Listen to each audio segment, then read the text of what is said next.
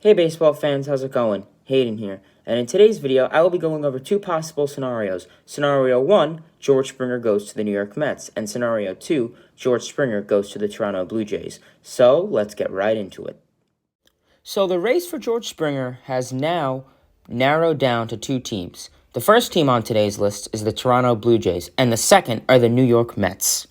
George Springer, age 31, would most likely sign a contract that is somewhere around $115 million with maybe 5 or 6 years. The New England native is probably the best outfielder on the market this offseason. Springer is a 3-time All-Star and 2017 Astros championship winner and has 132 OPS plus since 2016. He also slashed .265, .359, and .540 with an OPS of .899. 14 home runs, and 32 RBIs in the 51 games in the 2020 season.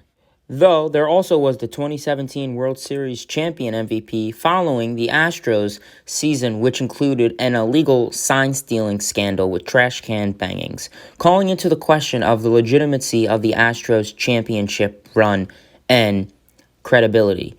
But, however, George Springer proved to be an actual player, was very productive, and was a productive hitter without cheating.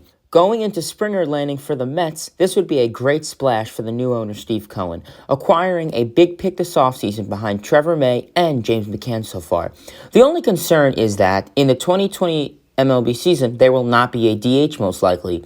So having Springer could maybe add a congestion issue, but hey, players get hurt, so it's better to be packed than not. He could also bring a stable defense presence to a position that has been lacking in that aspect for years now.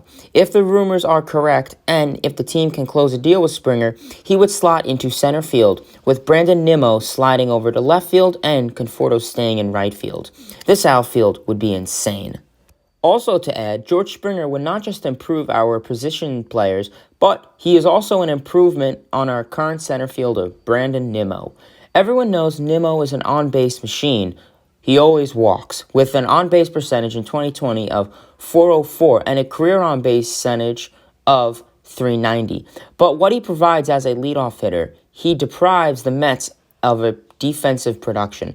To put it into a nice manner, Brandon Nimmo, he was pretty bad as a defender in center field.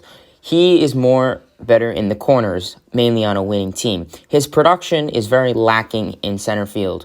Put him in the second percentile of all outfielders in terms of outs above average and the 25th percentile in outfielder jump in 2020. Nimmo has shown flashes of success, but for a team with a championship, as I stated, Brandon Nimmo is not the center fielder on a winning team. So that is why I think George Springer would be an amazing center fielder for the New York Mets. Now, if George Springer were to go to the Toronto Blue Jays, that would be a whole other story. First, it would help press the AL East division title for the Blue Jays, as the Blue Jays have been getting packed this past couple seasons. Their outfield also includes the great Lourdes Gurriel Jr., Randall Grichuk, and Teoscar Hernandez. This could potentially help the Blue Jays pull a potential trade, maybe. I don't know if I'm getting into semantics and hypotheticals, but maybe for Lindor by giving the Indians Gurriel Jr. and Hernandez and maybe a prospect or so. And then maybe in return, the Blue Jays could get Lindor. So you'd have Lindor and George Springer. That would be a great offseason for them, I think.